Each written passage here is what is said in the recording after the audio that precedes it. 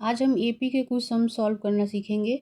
सबसे पहले आप देखो, ये एक सीरीज़ दी हुई है जिसमें कि एक नंबर मिसिंग है, तो उसको हमें निकालना है। तो कैसे, जब एपी सीरीज़ बनती है तो पहले टर्म को ए से डिनोट करते हैं, दूसरे को ए प्लस डी, तीसरे को ए, थर्ड टर्म को ए प्लस टू डी, फोर्थ को ए प्लस थ्री डी और फिफ्थ को ए प्लस फोर डी। यानी कि जो हमारा nth टर्म बनता है, A N is equal to formula होता है A plus N minus one into D.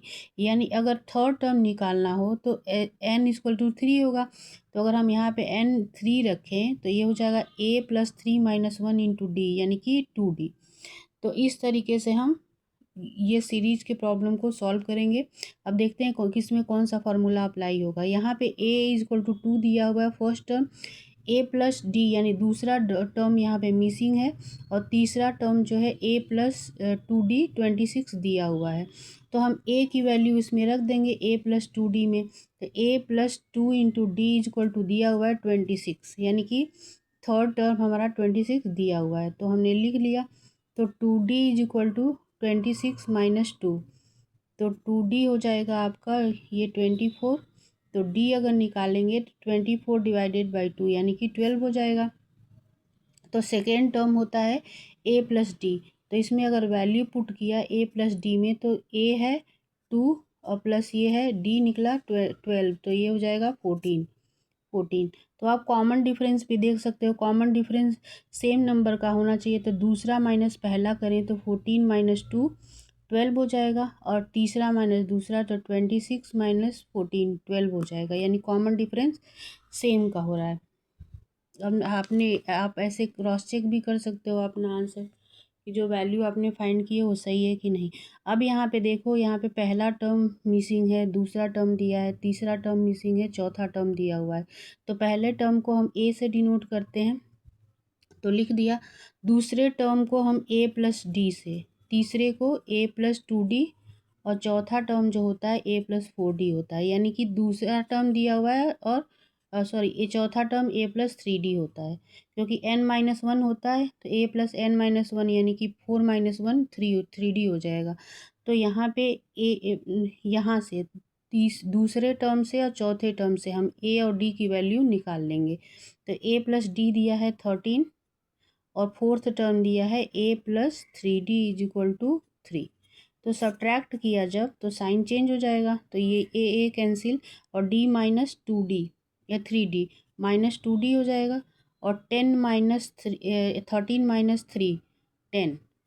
तो डी हो जाएगा 10 डिवाइडेड बाई माइनस टू यानी कि माइनस 5। अब डी की वैल्यू किसी पहले इक्वेजन या दूसरे इक्वेजन किसी में रख के हम ए निकाल लेंगे। तो पहले में रखा तो ए प्लस यहाँ है माइनस, तो माइनस हो जाएगा 5 इज इक्वल टू 13।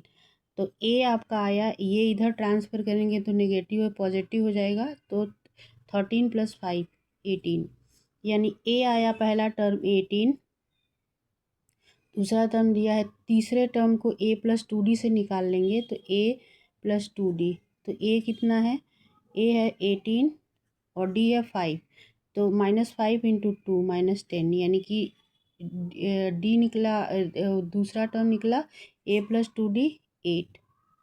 तो आप देख सकते हो, अगर दूसरा माइनस पहला करें तो 13 माइनस 18 माइनस 5, फिर तीसरा माइनस दूसरा करें तो 8 माइनस 13 माइनस 5, यानी कॉमन डिफरेंस सेम का हो रहा है, तो हमारा आंसर सही है। अब नेक्स्ट में देखते हैं कि यहाँ पे पहला टर्म दिया हुआ है, दूसरा टर्म मिसिंग है ए प्लस डी, और तीसरा टर्म भी मिसिंग है ए प्लस टू डी, और चौथा टर्म दिया है। चौथा टर्म अगर ये मिक्स्ड फ्रैक्शन में दिया है, इसको हम फ्रैक्शन में कन्वर्ट करेंगे तो ये हो जाएगा 18 और प्लस 1 19/2, यानी चौथा टर्म यानी कि ए प्लस थ्री डी भी दिया हुआ है। तो हम यहाँ से निकाल लेंगे ए की, ए इज इक्वल टू 5 दिया हुआ है, और यहाँ पे फोर्थ टर्म दिया हुआ है A plus three D is equal to 19 divided by 2। तो ए यहाँ पे 5 है plus three D is equal to 19 divided by 2। तो जब थ्री डी निकालेंगे तो ये हो जाएगा 19/2, 5 इधर ट्रांसफ़र होगा तो -5। अब यहाँ पे three D is equal to ये हो जाएगा 19 और -10, यानी कि 9 डिवाइडेड बाई 2। तो जब हम डी निकालेंगे तो 3 डिनोमिनेटर में जाएगा, तो 9/3 इंटू 2, 3 3 जा 9, यानी कि डी हो जाएगा 3/2। तो इस तरीके से डी निकल गया। तो अब डी की वैल्यू हम इक्वेशन 1 में पुट कर देते हैं। तो डी की वैल्यू इक्वेशन 1 में पुट किया तो ये हो जाएगा A plus 3d is equal to 19 divided by 2। तो यहाँ से ए निकला, सॉरी ए तो पहले से दिया हुआ है, ए 5 दिया है, डी निकल गया। तो अब सेकेंड टर्म है आपका ए प्लस डी, तो यानी ये हो जाएगा ए 5 और प्लस डी है 3/2, यानी ये हो जाएगा 10 प्लस 3 13/2। और थर्ड टर्म ए प्लस 2d जब निकालेंगे तो ये हो जाएगा 5 plus 2 into D, D is 3/2, 2 से 2 कैंसिल, यानी 5 प्लस 3 8, यानी कि हमारा सेकेंड टर्म जो आया है वो 13/2 है और जो थर्ड टर्म है वो 8 है। इस तरीके से इस तरह के सम्स को आप सॉल्व कर सकते हो इजीली। अब आते हैं नेक्स्ट क्वेश्चन पे। यहाँ देखो, जब विच टर्म मतलब कौन सा टर्म, इस सीरीज का एपी सीरीज का कौन सा टर्म 78 होगा। तो इसमें एन निकालना है, तो फॉर्मूला होता है लास्ट टर्म दिया हुआ है, तो A N is equal to A plus N minus 1 into D. यहाँ से आप देख सकते हो लास्ट टर्म यानी कि ए एन दिया हुआ है तो हमने 78 लिख लिया। ए पहला टर्म होता है तो उसको लिख लिया कि ए 3 प्लस एन तो निकालना ही है कि नंबर ऑफ टर्म्स पूछा है विच टर्म, और डी दूसरा माइनस पहला, तो सब में देखोगे 5 का डिफरेंस हो रहा है, तो यहाँ पे इंटू 5। इसको जब इधर करेंगे 78 minus 3 is equal to 5n minus 5, multiply कर दिया तो ये 75 और ये इधर आएगा -5, तो ये +5 इज इक्वल टू 5n, तो ये 80 इज इक्वल टू 5n, यानी n is equal to 80 divided by 5, 5 1 जा 5 और 5 6 जा 30, यानी कौन सा टर्म होगा, 16th टर्म होगा 78। इस तरह के सम्स को ऐसे सॉल्व कर लेना। फिर यहाँ पे दिया हुआ है 31st term of AP find करना हमें, जिसका कि 11th टर्म 38 है, तो 11th टर्म दिया हुआ है यानी कि ए प्लस 11 माइनस 1 10 इंटू डी 38 दिया हुआ है, और ये 16 टर्म दिया है, तो यानी कि ए प्लस 16 माइनस 1 इंटू डी, यानी कि 15 डी इज इक्वल टू 73। तो यहाँ से ए और डी हम निकाल लेंगे, सब्ट्रैक्ट किया तो ये कैंसिल, ये -5d इज इक्वल टू ये 73 में से सब्ट्रैक्ट किया 38, तो ये हो जाएगा 5 और ये 6 माइनस 3 माइनस साइन लगेगा -35, तो minus minus cancel, D is equal to 35 divided by 5, 5 7 जा 35, यानी डी 7 आ गया। अब इसमें किसी में रख दो इक्वेशन 1 या 2 में डी, तो ए निकल जाएगा। तो इक्वेशन 1 में रखा तो A plus 10 into D 7 is equal to 38, यानी जब यहाँ से हम ए निकालेंगे तो 38 माइनस 70 घटाया तो ये हो जाएगा 2 और ये हो जाएगा 3, तो ये -32 हो जाएगा। तो डी और ए तो निकल गया। अब 31st टर्म निकालेंगे, यानी कि ए 31st निकालेंगे तो ये हो जाएगा ए क्या है -32 प्लस एन यानी कि 31 माइनस 1 इंटू डी है 7, तो ये -32 और ये हो जाएगा +30 इंटू 7 210, तो अब इसको घटाएंगे 210 में से 31, तो ये हो जाएगा 9, ये 10 माइनस 3 7 और ये 179। अब आते हैं नेक्स्ट पे। ये दिया हुआ है कि हाउ मेनी 3 डिजिट नंबर, इसमें दिया है how many 3 digit number are divisible by 7। तो 3 डिजिट का नंबर 100 से स्टार्ट होता है। 100 जो है ऑड इवन नंबर है तो 7 से डिविजिबल नहीं है। तो ये जो AP सीरीज बनेगा वो बनेगा, पहले तो होगा 105, फिर 7 7 ऐड कर दो इसमें 112, फिर 119 डैश डैश डैश। अब लास्ट टर्म देखते हैं कि कौन सा लास्ट नंबर जो है वो डिविजिबल है 7 से। तो लास्ट नंबर अगर 200 तो डिविजिबल नहीं होगा, तो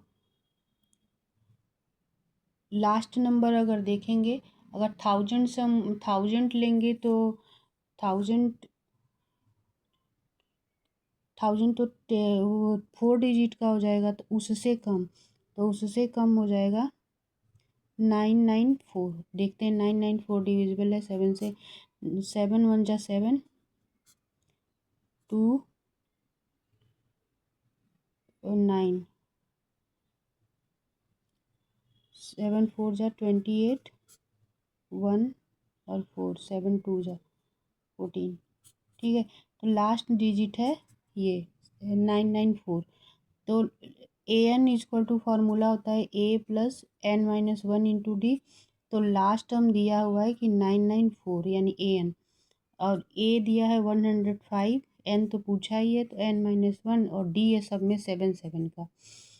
तो 994 इज इक्वल टू हो जाएगा 105 + 7n-7।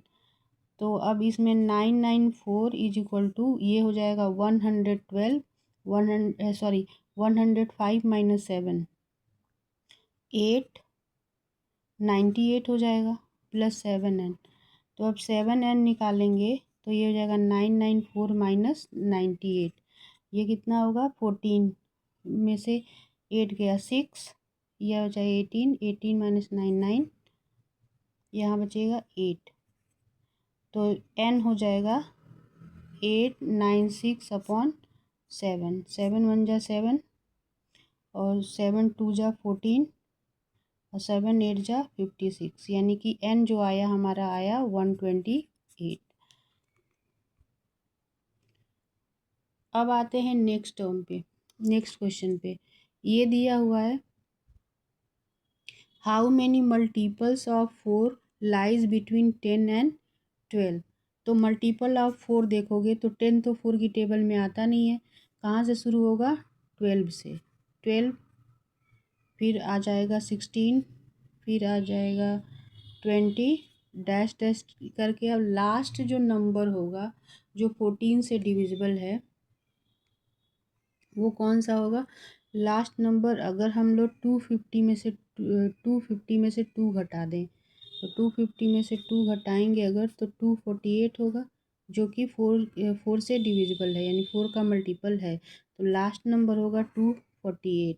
तो अब निकाल सकते हैं कि कितने नंबर फार्मूला अप्लाई करके an इक्वल टू हो जाएगा a+n-1 × d, यानी लास्ट है 248 तो लिख दिया, a है 12 + n-1, सब में 4 का डिफरेंस है तो 4 लिख लिया। तो यहाँ पे 248 इज इक्वल टू हो जाएगा 12 + 4n-4। तो 248 इज इक्वल टू ये हो जाएगा 4n, और 12 - 4 हो जाएगा 8। तो 4n इज इक्वल टू हो जाएगा 248 - 8 कितना 240। तो n इज इक्वल टू 240/4। तो n आया आपका 60। इस तरीके के सम्स को आप ऐसे सॉल्व कर सकते हो। अब नेक्स्ट क्वेश्चन पे आते हैं। ये दिया हुआ है